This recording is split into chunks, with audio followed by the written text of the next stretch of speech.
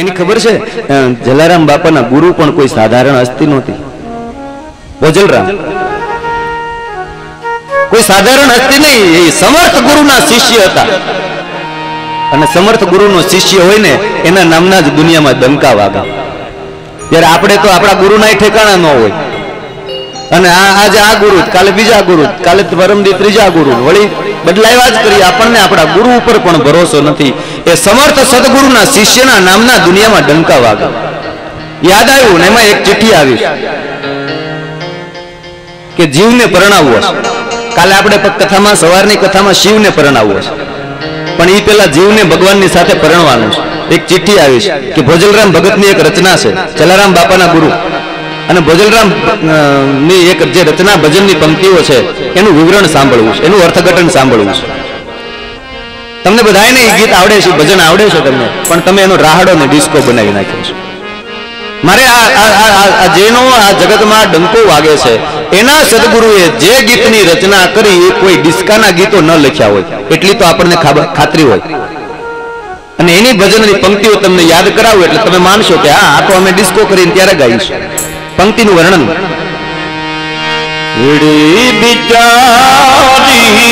ભોજલરામે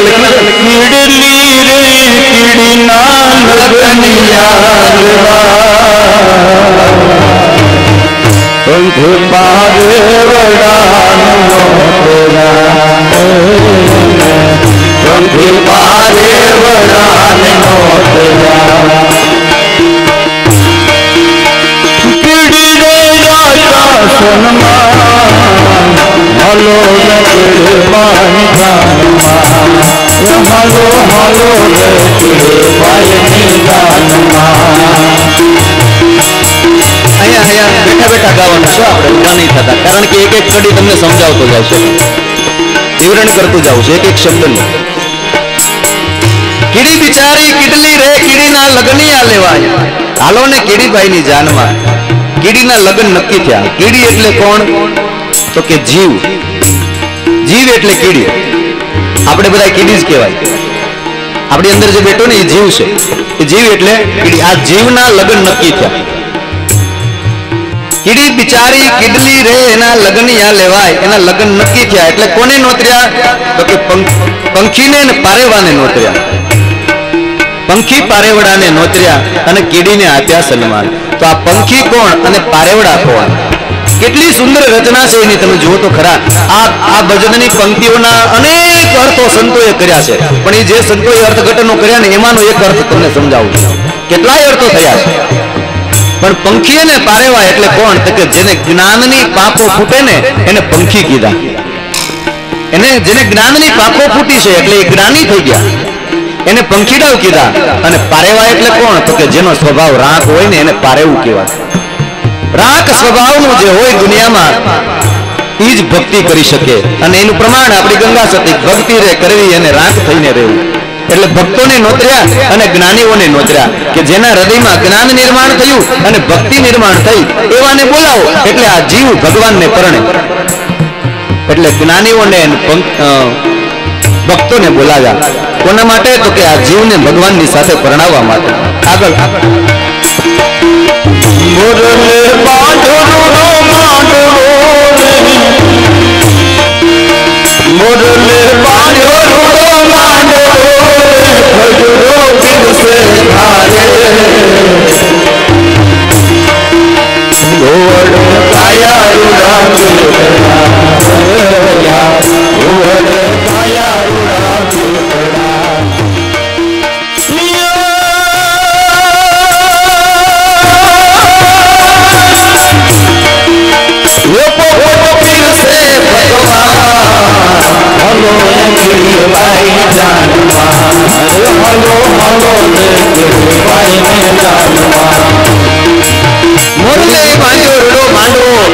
અને ખજૂરો પીરસે ખારે.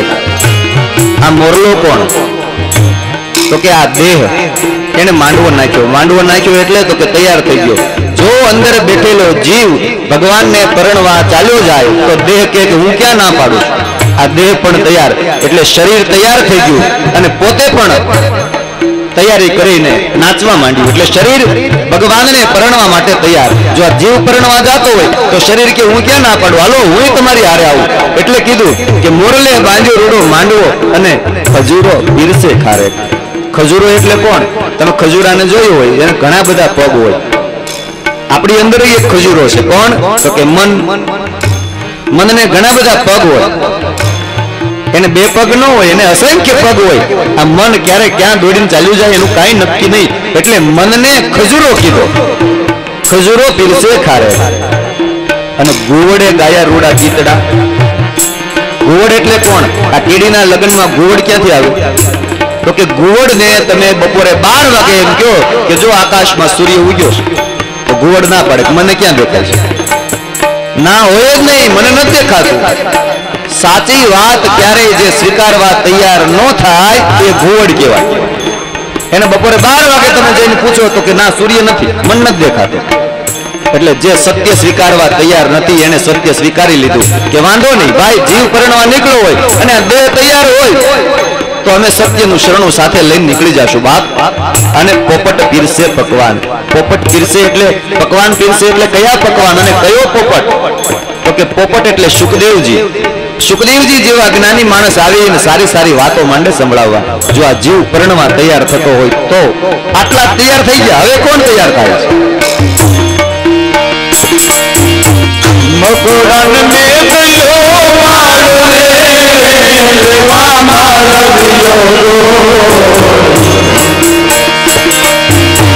મકોડાન મે ગયો મારો રે લેવા મારો મકોડો કેડે પાતળો મકોડો કેડે પાતળો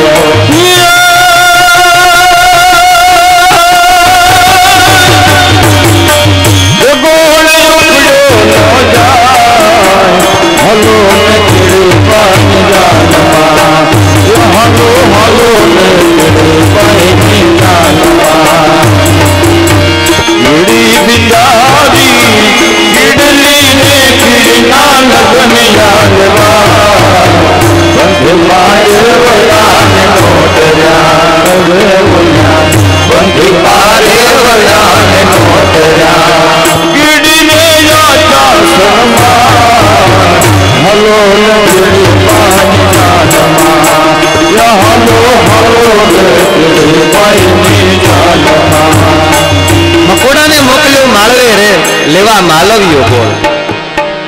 મકોડો એટલે કોણ? તો કે મોહનું પ્રતીક છે. મકોડાને મોહ કીધો. તમે જોજો કે મકોડો આપણી પાસે આવે ને પછી તમે એને આમ ધક્કો મારીને આગો કાઢો પછી વયો જાય પણ પાછો નેન આવે. ત્યાં ને ત્યાંથી મકોડો પાછો આવે. હું તો એક જગ્યાએ કથામાં ગયો તો કથામાં આગળ આવીને બેઠો અને એમાં એક મકોડો ક્યાંકથી આવ્યો અને મેં આમ કરીને આમ આગો કાઢ્યો, એ વયો ગયો પણ પાછો આવ્યો. 15 થી 20 મિનિટ કથામાં બેઠો પણ મારી 15 મિનિટ કથામાં મકોડામાં જ ગઈ. એ મોહનું પ્રતીક છે. તમે એને જેટલો ધક્કો મારો એટલો એ તમારી તરફ પાછો આવે. એટલે કીધું કે મોહને એમ કીધું કે તું જા. ક્યાં? તો કે માલવીય ગોળ લેવા જા. માલવીય ગોળ એટલે સારી વાતો, સત્સંગ લેવા જા. આ મોહને એમ કીધું કે હવે આ બધું મૂકી દે, વૈરાગ લઈ લે. પણ મકોડો કેડેથી પાતળો. આ મોહ છે ને એ દુર્બળ છે, મોહ બહુ નબળો છે. એટલે એમ કીધું કે ગોળ ઉપડ્યો ન જાય. એને જ્ઞાનની વાતો જલ્દી ઉતરતી નથી. એને સારી વાતો, એને સારો સત્સંગ, આ મોહને વૈરાગીને તરત લાગી જાય પણ મોહ જેનામાં પડ્યો હોય એને જલ્દી લાગતો નથી. એટલે એમ કીધું કે એ ગોળ ઉપડ્યો ન જાય. આગળ નિન બન મે ગયા ગામ મારે દેવાનો દરવાજા હમા મર્યા બેકાળા કોતરા હમા મર્યા બેકાળા કોતરા નિન બન મે ગયા ગામ મારે દેવાનો દરવાજા હમા મર્યા બેકાળા કોતરા હમા મેરા બેકાળા કોતરા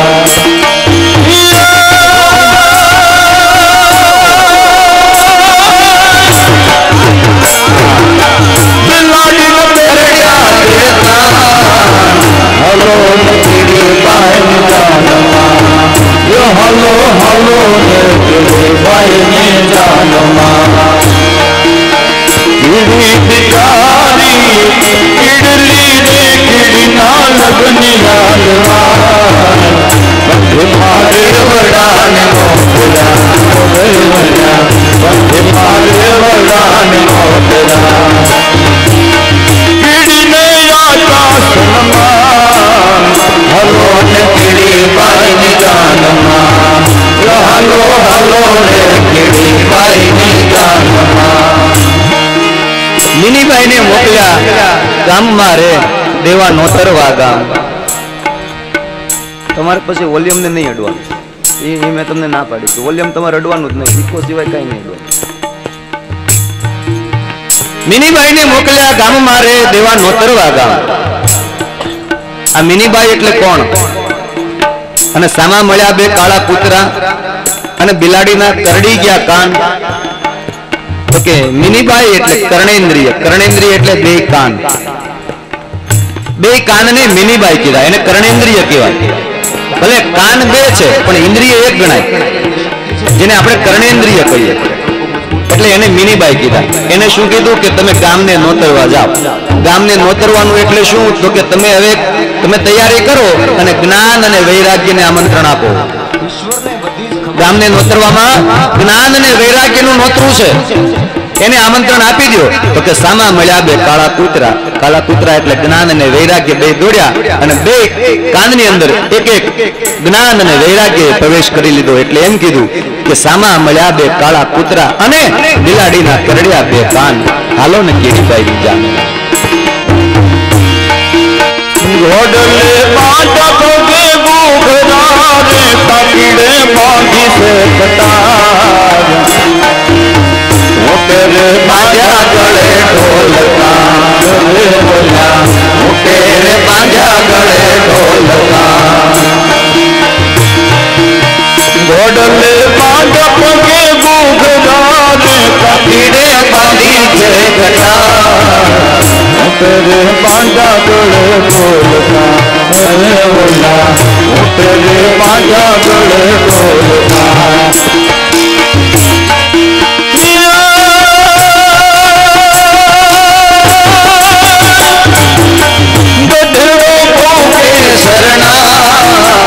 हलो नकली बाई जानमा यो हलो हलो नकली बाई जानमा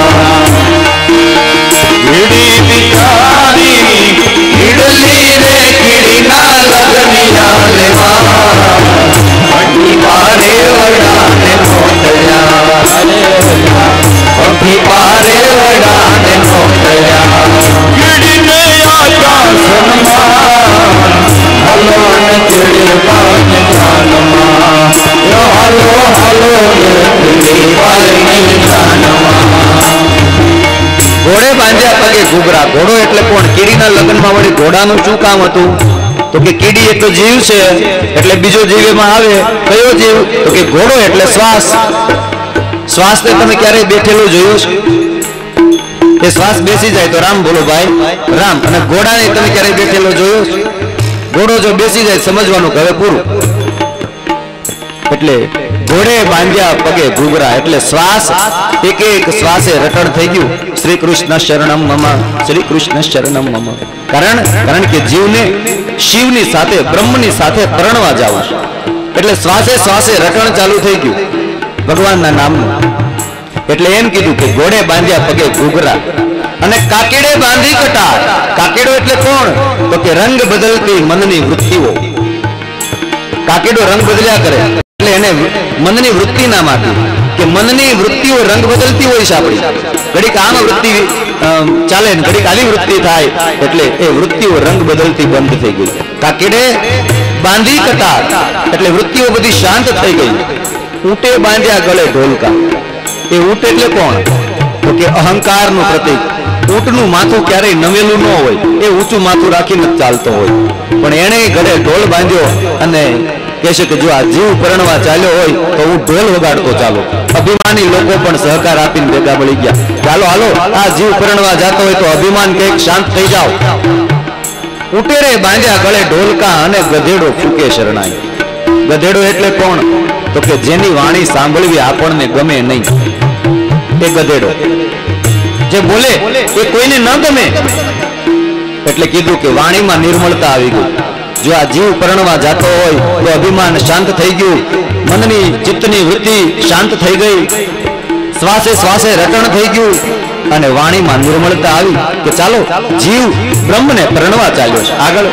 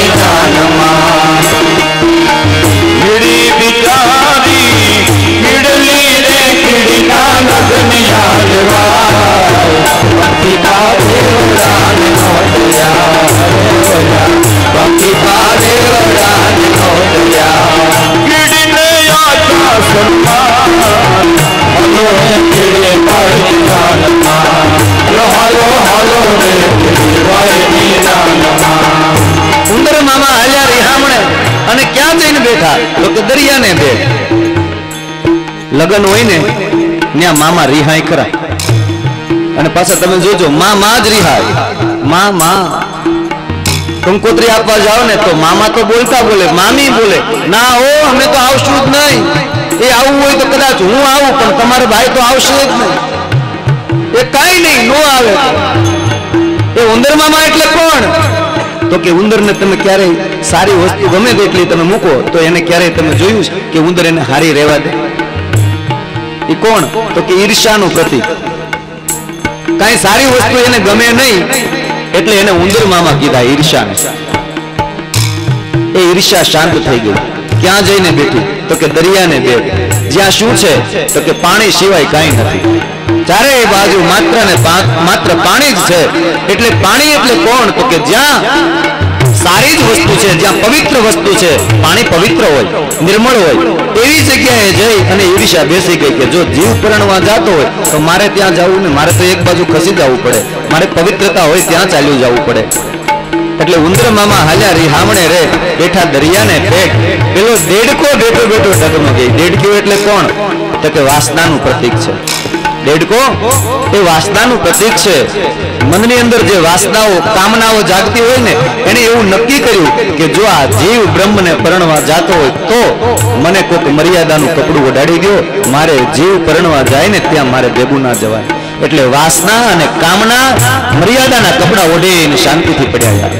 એટલે કીધું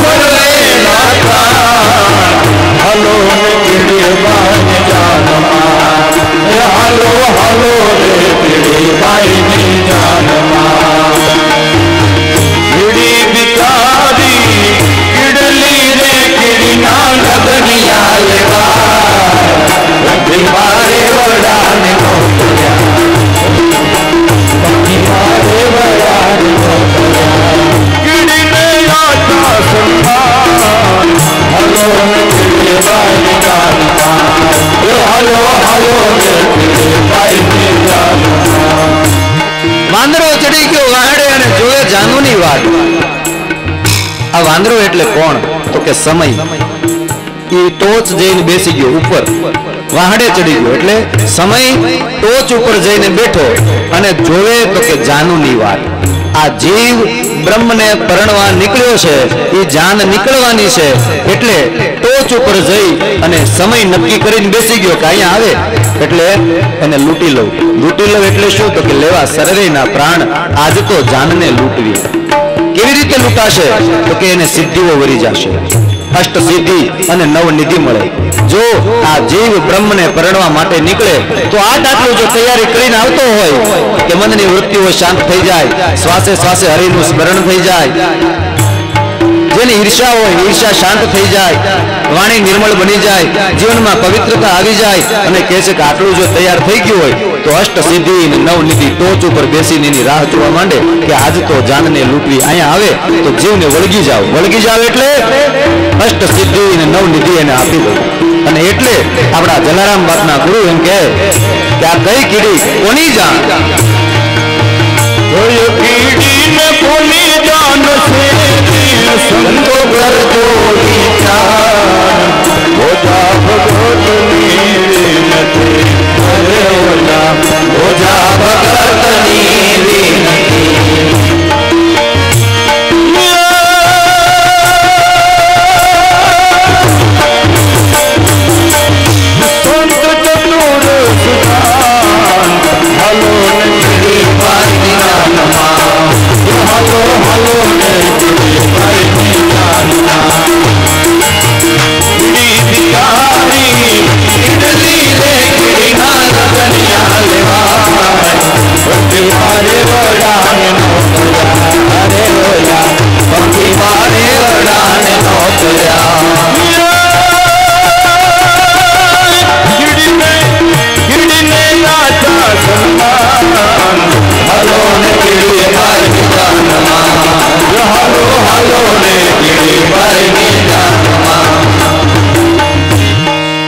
છેલ્લી પંક્તિમાં આપણને સંકેત કર્યો કે કઈ કીડી કોની જાન છે રે સંતો, કરજો વિચાર પછી ડિસ્કા કરજો. આમાં લ્યો આ ભોજા ભગતની વિનતી સમજો ચતુર સુજાન.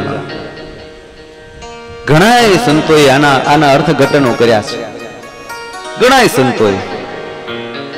એમાંનો આ એક સંતનો અભિપ્રાય કે આ કીડી આ એની જાન.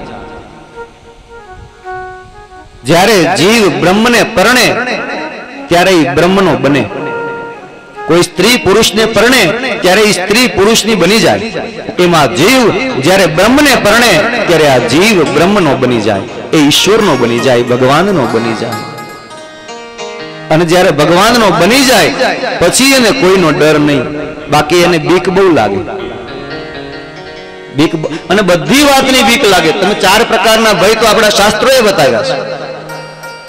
4 પ્રકારના ડર લાગે છે આપણને. કયો ડર લાગે? સૌથી પહેલો ધર્મનો ભય લાગે કે આપણે આમ કરશું તો આપણો ધર્મ ખંડિત થઈ જાય, આપણા ધર્મની મર્યાદા તૂટે. એટલે પહેલો ડર ધર્મનો લાગે છે. બીજો તો કે ભગવાનનો ભય લાગે. ભગવાનથી બહુ ડરે માણસ કે આમ ન કરાય, ભગવાનને નહીં ગમે, આમ ન કરો, ભગવાનને ન ગમે. બીજો ભગવાનનો ભય લાગે. ત્રીજો સમાજનો ભય લાગે. સમાજથી પણ લોકો બહુ ડરે કે હું આમ કરીશ તો સમાજ મને આંગળી ચીંધશે, મને કંઈક કહેશે, મારું શું થશે, સમાજ મને કંઈક કહી જાય, આંગળી ચીંધી જાય. એટલે સમજો કે ત્યાં સમાજનો એને ડર લાગે છે. અને ચોથો ભય મોતનો લાગે, મૃત્યુનો ભય લાગે. 4 પ્રકારના ભય લાગે. પણ આ 4 પ્રકારના ભય શાસ્ત્રમાં વર્ણવ્યા ખરા, પણ એ ભય ન લાગે એટલે એના રસ્તાય બતાવ્યા કે જો આ 4 પ્રકારના ભયમાંથી મુક્ત થવું હોય તો એના રસ્તાય છે. શું? તો કે સૌથી પહેલા ધર્મનો ભય લાગે. જો ધર્મનો ભય ન લાગે એના માટે તમારે શું કરવાનું? તો કે અધર્મ નહીં કરવાનું, ધર્મનો ભય નહીં લાગે. અધર્મ કરે તો એને ભય લાગે ને કે હું આમ કરું તો ધર્મની મર્યાદા તૂટે, આમ કરું તો મને મારો ધર્મ ખંડિત થાય. પણ અધર્મ ન કરે તો એને ધર્મનો ભય ન લાગે. બીજો ભય ભગવાનનો લાગે. તો કે ભગવાનને ન ગમે એવા કાર્ય ન કરો એટલે ભગવાનનો ભય નહીં લાગે.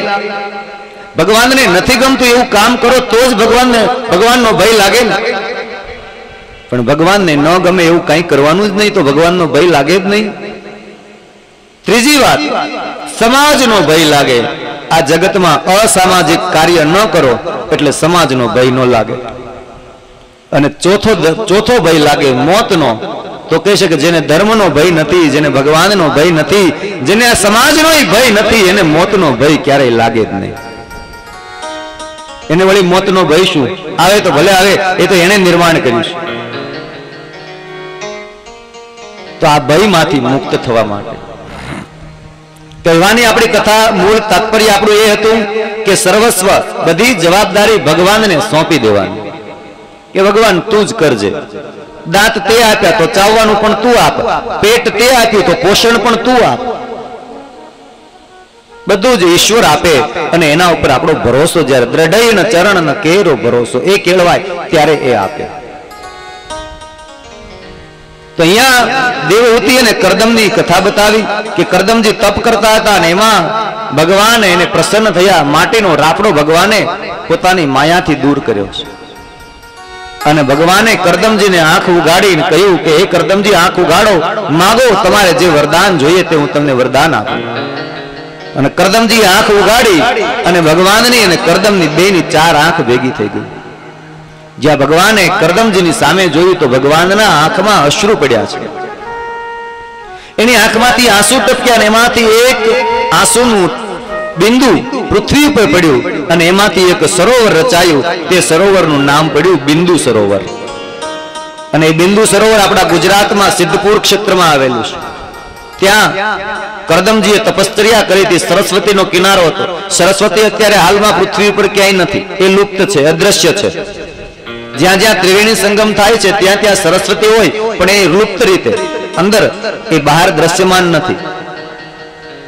એટલે ત્યાં પહેલા સરસ્વતી નદી ચાલતી હતી અને ત્યાં બિંદુ સરોવર રચાયું છે. એ બિંદુ સરોવર ભગવાનની આંખમાંથી પડેલા આંસુમાંથી રચ્યું છે. કરદમજીને કહ્યું કે માગો, તમારે શું જોઈએ છે? કરદમજી કહે છે પ્રભુ, મારે કાંઈ જોઈતું નથી. હવે તમે મને મળી ગયા, તમારા દર્શન થયા, મારે હવે કોઈ કાંઈ જરૂર નથી. પણ કહે છે ભગવાન કહે છે કે કંઈક તો માગો. બહુ ભગવાને આગ્રહ કર્યો કે માગો માગો. ત્યારે કરદમજી એમ બોલ્યા, અને જે કરદમ બોલ્યા ને એ આપણા કવિ નાઝીરે કીધું કે જો હું મારા હાથને લંબાવતો તારી ખુદાઈ ખુદા દૂર નથી, પણ હું માગું ને તું આપી દે એ વાત મને મંજૂર નથી. હું માગું ને તું આપી દે એ વાત મને મંજૂર. જો હું મારા હાથને લંબાવું તો તારી ખુદાઈ કઈ દૂર નથી. તું હાથ લંબાવું તો હમણાં પકડી લઉં તને, અને માગું એટલું તારે આપવું જ પડે. કારણ કે મારી અંદર સામર્થ્યતા છે એટલી, મારી અંદર એટલી શક્તિ છે કે હું માગું એ તારે આપવું પડે. એટલું તું મજબૂર થઈ જા. પણ હું માગું અને તું આપે એ વાતમાં શું મજા? તારે આપવું હોય તો એમને આપ, તને કઈ નથી ખબર કે મારે શું જોઈએ છે? ઈશ્વરને બધી જ ખબર છે. એટલું યાદ રાખજો કે આપણા કેટલી પાત્રતા છે અને કેટલું આને અપાય. વધારે મેળવવાના તમે ગમે તેટલા દોડધામ કરો તો ન મળે તો ન જ મળે. ભગવાનને એટલી ખબર છે કે આને કેટલું જોઈએ ને કેટલું અપાય. ભગવાન આપણે ન સહન કરી શકીએ ને એટલું દુઃખ પણ ક્યારેય નહીં આપે. યાદ રાખજો, સહન નહીં કરી શકાય ને એટલું દુઃખ પણ એ કોઈને આપતો નથી. આપણી કેટલી ક્ષમતા છે એ જોવે છે કે આને આટલું જ દુઃખ આપું, વધારે દુઃખ આપીશ તો આ નહીં જીવી શકે. એટલે એટલું જ ભગવાન આપણને દુઃખ આપે છે. એટલે ભગવાનને કરદમજીએ કીધું કે હું માગું ને તું આપી દે એ વાત મને મંજૂર નથી. તારે આપવું હોય તો એમને માપ. પણ ભગવાને એમ કહ્યું કે હું તમને વિનંતી કરું છું, તમે માગો. ત્યારે કરદમજીએ માગ્યું, પણ કેવું માગ્યું?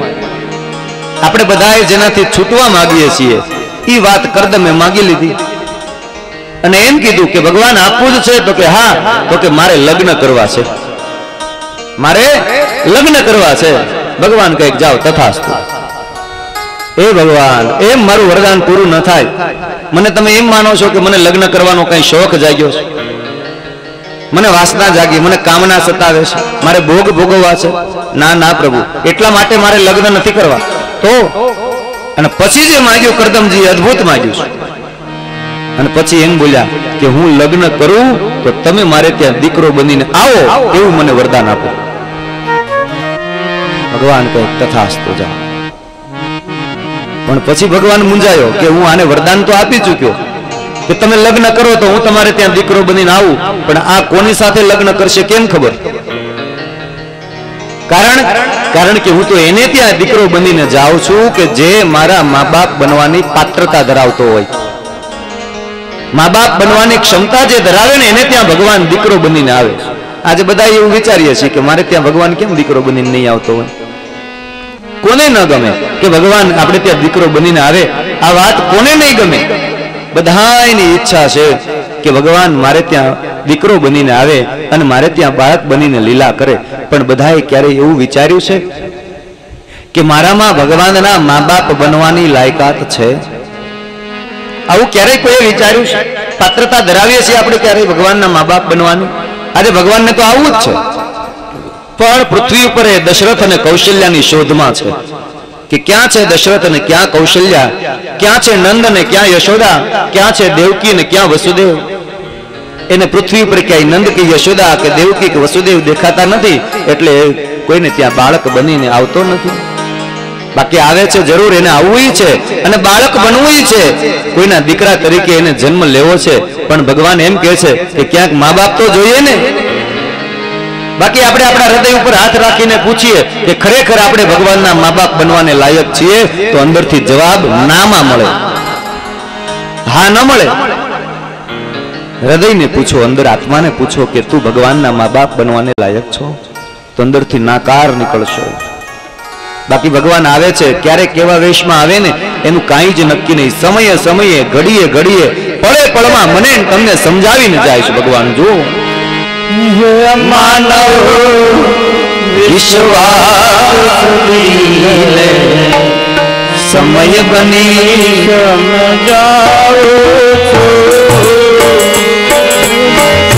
છો, માનવ વિશ્વાસ લે સમય બની સમજાવો છો. આ દુનિયામાં વિચાર ધરીને આવો છો.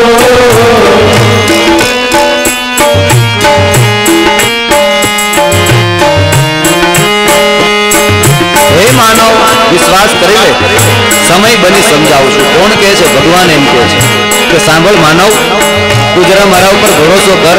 હું ક્યારેક ક્યારેક સમયે તને સમજાવતો જાઉં છું, પણ તું સમજતો નથી. ક્યારે કેવા વેશમાં આવે ભગવાન?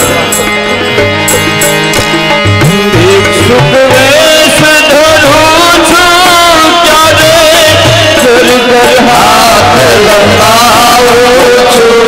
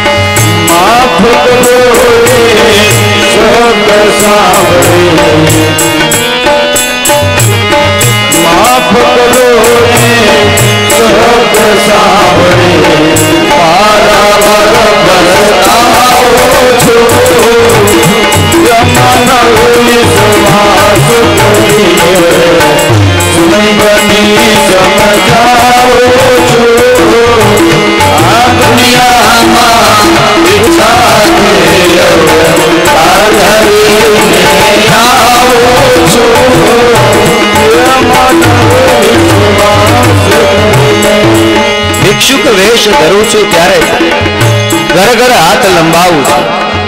ઘરે ઘરે હાથ લંબાવે ને ભિક્ષામ દેહી કરી અને ભગવાન સાધુના વેશમાં આવે, ભિખારીના વેશમાં આવે.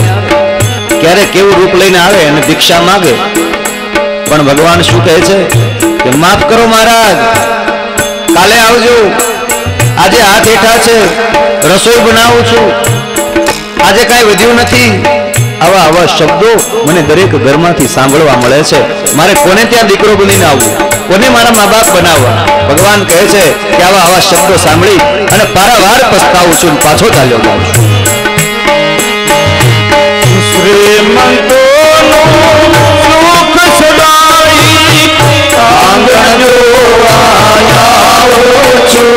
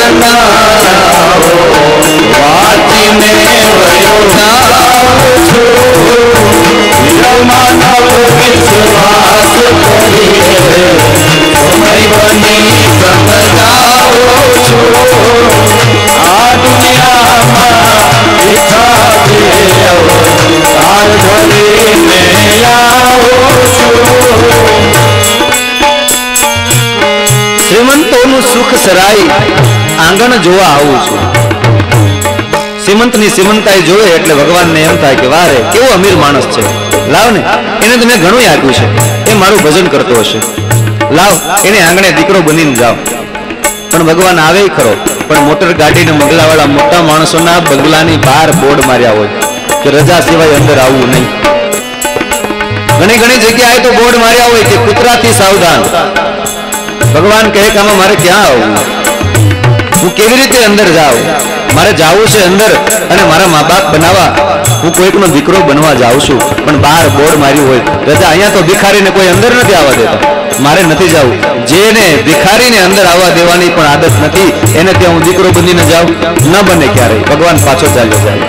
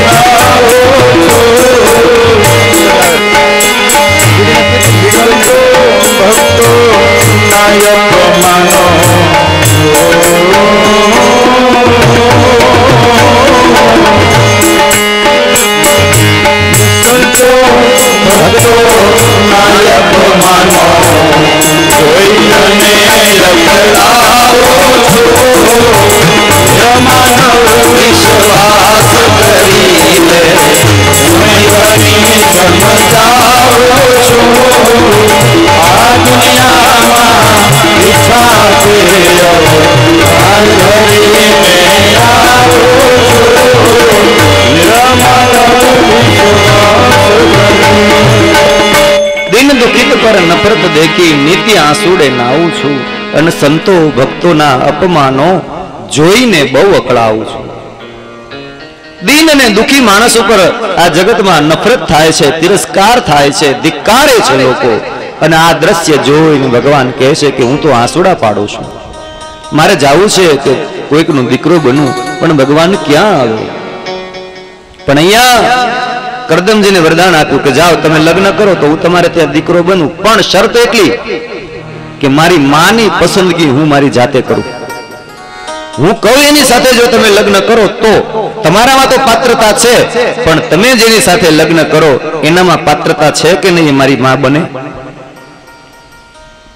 કરદમજી પૂછે કે હા બતાવો કોણ?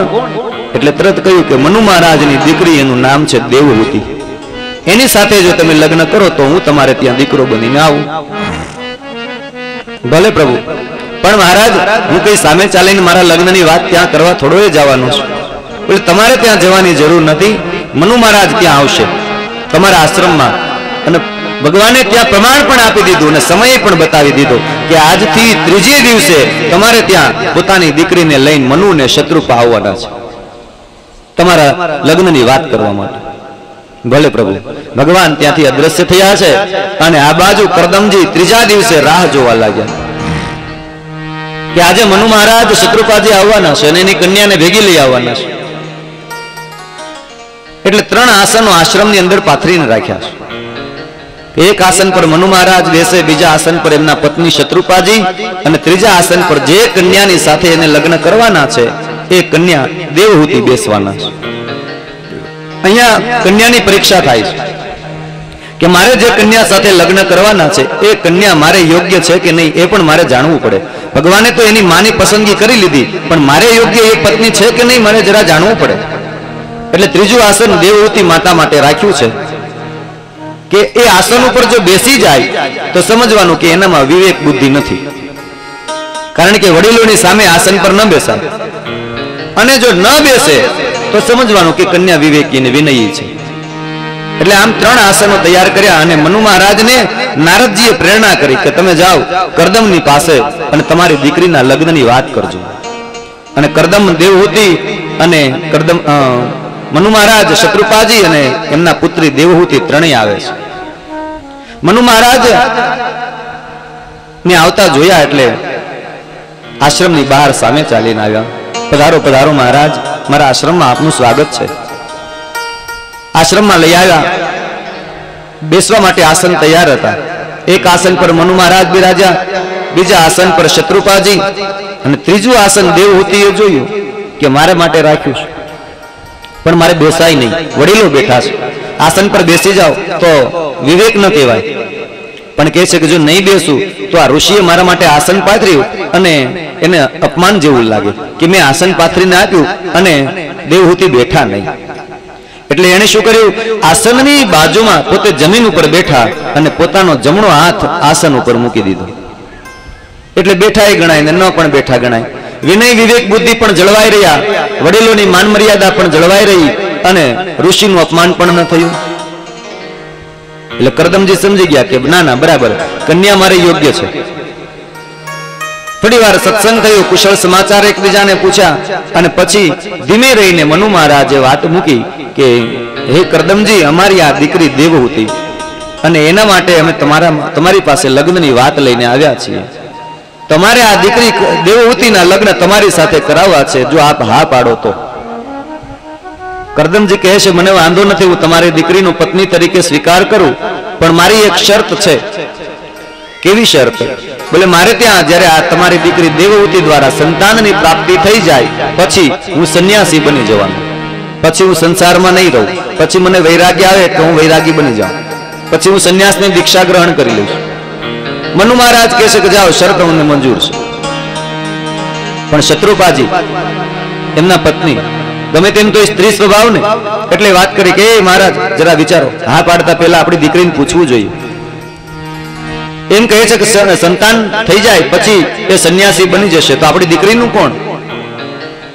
મનુ મહારાજ એની પત્નીને કહે છે તું ચિંતા ન કર, દેવહૂતિ આપણી દીકરી છે અને આપણે એમાં પહેલેથી જ ઘડતર કરીને સંસ્કારોનું સિંચન આપ્યું છે. પિતાની વાત એ ક્યારેય ટાળે નહીં, મને એટલો ભરોસો છે મારી દીકરી ઉપર. અને દેવહૂતિએ નજર ફેરવીને માતા પિતાની સામે જોઈને હા પાડી અને કરદમ અને દેવહૂતિના લગ્ન નક્કી થયા. યોગ્ય મુહૂર્ત નક્કી થયું અને કહ્યું કે આપ યોગ્ય સમયે જાન જોડીને પધારજો મહારાજ. આટલું કહી મનુ, શત્રુપા અને દેવહૂતિ ત્યાંથી વિદાય થયા છે. સમય આવ્યો અને કરદમજી જાન લઈ અને મનુ મહારાજને ત્યાં પધાર્યા છે. કરદમ અને દેવહૂતિના બ્રહ્મવિધિથી લગ્ન થયા છે. બ્રહ્મવિધિના લગ્ન આપણા શાસ્ત્રોમાં શ્રેષ્ઠ માનવામાં આવ્યા છે. 4 પ્રકારના લગ્ન હોય, એમાં એક પહેલા લગ્ન છે એ બ્રહ્મવિધિના લગ્ન કહેવાય. એને સર્વશ્રેષ્ઠ ઉપમા આપી કે બધાય કરતા શ્રેષ્ઠ લગ્ન એ બ્રહ્મવિધિના લગ્ન. બીજા લગ્ન છે એ ગાંધર્વ લગ્ન છે. આ ગાંધર્વ લગ્નની અંદર કઈ બીજી વિધિ વિધાન ન હોય, એમાં માત્ર સામ સામે વર કન્યા એકબીજાને ફૂલની માળા પહેરાવી દે, વડીલોના આશીર્વાદ લઈ લે અને ગાંધર્વ લગ્ન કહેવાય. બ્રહ્મવિધિના લગ્નમાં ઓછામાં ઓછી 5 થી 6 કલાક વિધિ ચાલે. બ્રાહ્મણો વેદ ધ્વનિ કરે, અગ્નિની સાક્ષીએ, વડીલો દેવગુરુ બ્રાહ્મણની સાક્ષીએ આ લગ્ન થાય અને 5 થી 6 કલાક કન્ટિન્યુ ચાલે. તો 5 થી 6 કલાક વચ્ચે રિસેસ ન હોય તો આ લગ્ન વિધિ 5 થી 6 કલાક ચાલે. એને બ્રહ્મવિધિના લગ્ન કહેવાય. ત્રીજા લગ્ન એ રાક્ષસ લગ્ન છે કે કોઈ કન્યાનું હરણ કરી જાય અને જબરજસ્તી પૂર્વક એની સાથે લગ્ન કરે, એને રાક્ષસ લગ્ન કીધા. ચોથા લગ્ન ચાંડાલ લગ્ન. ચાંડાલ લગ્નમાં કન્યાના પિતાને મારી નાખવામાં આવે અને જબરજસ્તીથી એ કન્યાની સાથે લગ્ન કરે, એને ચાંડાલ લગ્ન કીધા. જેમાં કન્યાના માતા પિતાની હિંસા કરે, એને મારી નાખે અને એનું બધું ધન પડાવી લે અને કન્યાની સાથે લગ્ન કરે, એને ચોથા પ્રકારના ચાંડાલ લગ્ન કીધા છે. હવે આજે સમાજમાં જે લગ્ન વિધિ થાય છે એ કયા પ્રકારના લગ્ન વિધિ થાય છે હજી અમને સમજાણું નથી. બ્રહ્મવિધિના લગ્ન તો થતા નથી, કારણ કે આપણે અડધી કલાકમાં પૂરું કરી દઈએ છીએ. અડધી જ કલાક ચાલે છે આપણા લગ્નની વિધિ, કે વધીને કલાક. 1 વાગે માંડવે પહોંચ્યો હોય વરઘોડો તો 3 વાગે તો જાન વિદાય થઈ જાય. તો આમાં બ્રહ્મવિધિના લગ્નની વિધિ કેવી રીતે થાય? 5 થી 6 કલાક જે લગ્નની વિધિ ચાલે છે એમાં બ્રહ્મવિધિના લગ્ન હોય તો અહીંયા આપણે એવી 5 થી 6 કલાક તો આપણા લગ્નની વિધિ ચાલતી નથી. તો બ્રહ્મવિધિના લગ્ન આપણે કરતા નથી.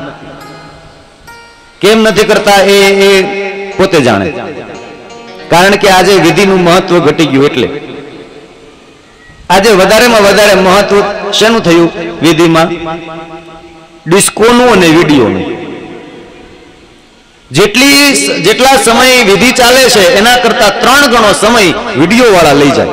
આ વિડીયો વાળા ખોટું નહીં લગાડતા, આ સત્ય વાત છે એટલે કહું છું.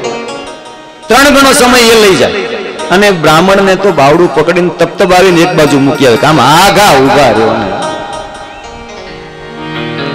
અરે જે તમને મંત્રની શક્તિથી ભવે ભવના બંધનમાં બાંધે છે એની કિંમત માંડવામાં આટલી જ.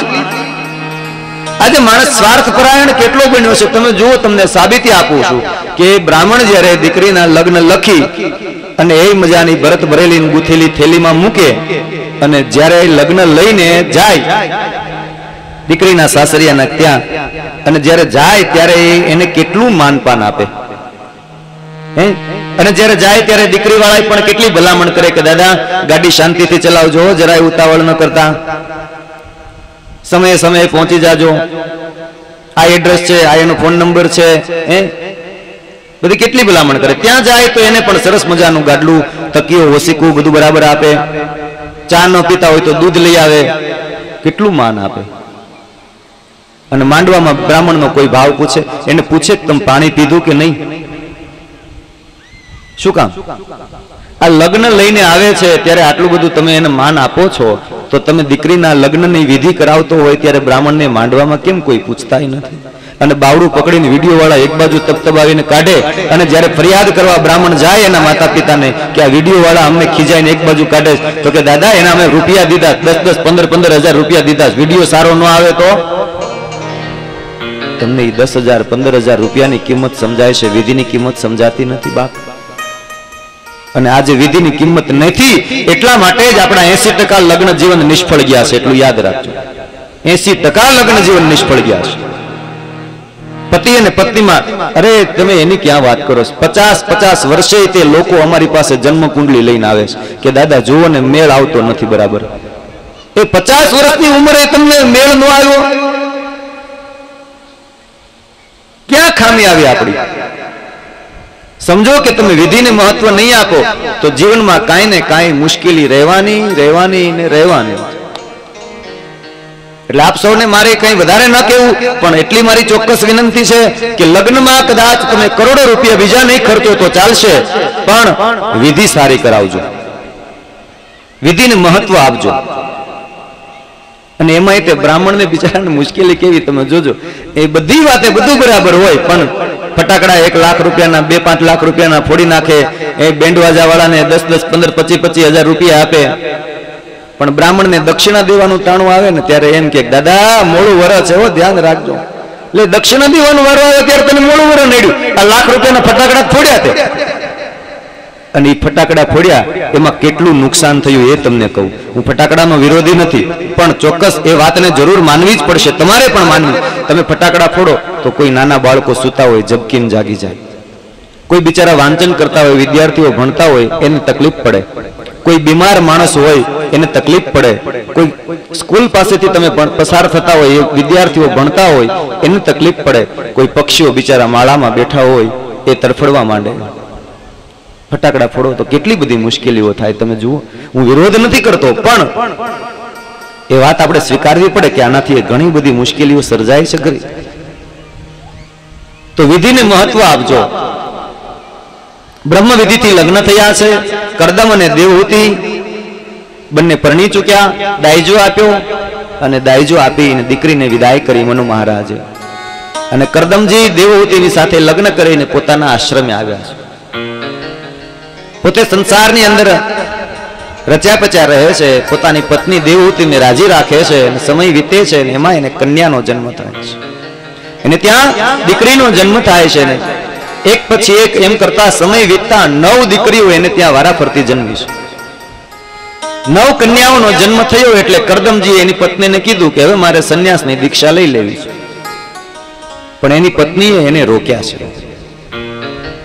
કે હવે તમે સંન્યાસની દીક્ષા લઈ લો, પણ થોડીક મુશ્કેલી છે મહારાજ. કેવી મુશ્કેલી? બોલે આપણે ત્યાં 9 દીકરીઓ જન્મી છે, તમે સંન્યાસી બની જાઓ પછી હું એકલી આ 9 દીકરીઓની જવાબદારી થોડી સ્વીકારી શકું.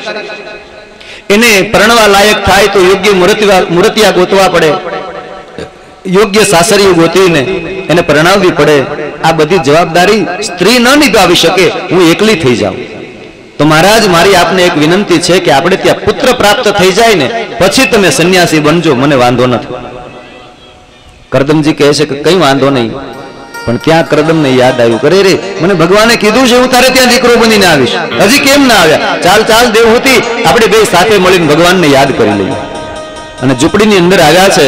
કરદમ અને દેવહૂતિ ચતુર્ભુજ નારાયણની પૂજા કરે છે અને ભગવાનને યાદ અપાવે, પ્રભુ તમે કહ્યું હતું ને કે હું તમારે ત્યાં દીકરો બનીને આવીશ, તો હવે સમય થઈ ગયો છે પ્રભુ, આ નવી કન્યાઓની જવાબદારી લઈ લો, મારે સંન્યાસી થઈને ભગવાનનું ભજન કરવું છે, તમે પધારો અમારે ત્યાં. અને કરદમ અને દેવહૂતિએ ભગવાનની પ્રાર્થના કરી, એની પરિક્રમા કરી, ભગવાનની પૂજા અર્ચના કરી. ત્યાં તો આકાશમાંથી પ્રકાશ પુંજ પૃથ્વી પર આવવા લાગ્યો છે. પૃથ્વી પર શીતળ મંદ સુગંધિત વાયુ વહેવા લાગ્યો છે. પક્ષીઓનો કલરવ થવા લાગ્યો, ભમરાઓ ગુંજારો કરવા લાગ્યા, નાના નાના છોડવાઓ ઉપર રંગબેરંગી પુષ્પો ખીલવા લાગ્યા છે. આકાશમાં અપ્સરાઓ નૃત્ય કરવા લાગી, ગાંધર્વો શરણાઈના સુર કરતા ગાન કરવા લાગ્યા, ગીતો ગાવા લાગ્યા છે. અને દેવ દુંદુભી વાગવા લાગ્યા. અને દેવ દુંદુભીની સાથે એક પ્રકાશ પુંજ પૃથ્વી પર ઉતરી આવ્યો છે. અને પ્રકાશ પુંજમાંથી ભગવાન કપિલ નારાયણનું પ્રાગટ્ય થયું. દેવતાઓએ પુષ્પની વર્ષા કરી જય જયકાર કર્યો છે. બોલીએ કપિલ નારાયણ.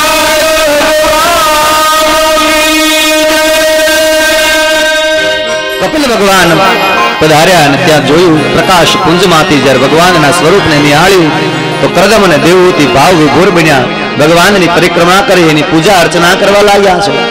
અને જોત જોતામાં ભગવાન કપિલે કરદમ અને દેવહૂતિને ત્યાં પુત્ર બનીને પુત્રનું રૂપ ધારણ કર્યું છે. અને કરદમ અને દેવહૂતિની સાથે ભગવાન કપિલ નારાયણ નિવાસ કરવા લાગ્યા. અને પછી નવે કન્યાઓની જવાબદારી કરદમજીએ કપિલ ભગવાનને સોંપી કે પ્રભુ હવે આ નવે કન્યાઓની જવાબદારી તમારી છે, માટે આપ આ કન્યાની જવાબદારી સ્વીકારો તો હું સંન્યાસની દીક્ષા ગ્રહણ કરું. અને ભગવાને નવે કન્યાઓની જવાબદારી સ્વીકારી અને કરદમ ઋષિ સંન્યાસની દીક્ષા ગ્રહણ કરી વનમાં જઈ અને ભજન કરવા લાગ્યા છે. સુખદેવજી મહારાજ પરીક્ષિત રાજાને આ કપિલ નારાયણના અવતારની કથા સંભળાવે છે. પણ ત્યાર પછી ભગવાન કપિલ નારાયણ દેવહૂતિ માતાને માધ્યમ બનાવીને જ્ઞાન આપે છે. અને એ જ્ઞાનને ભાગવતજીમાં નામ આપ્યું સાંખ્ય શાસ્ત્ર, જેને કપિલ ગીતા પણ કહે છે. કપિલ ભગવાન પોતાના મુખથી બોલ્યા એટલે કપિલ ગીતા નામ પડ્યું છે. અને એ સાંખ્ય શાસ્ત્રનો ઉપદેશ દેવહૂતિ માતાને ભગવાને આપ્યો. પણ એ કથા આવતીકાલે બરાબર સવારે 8:30 વાગે પ્રારંભ કરીશું.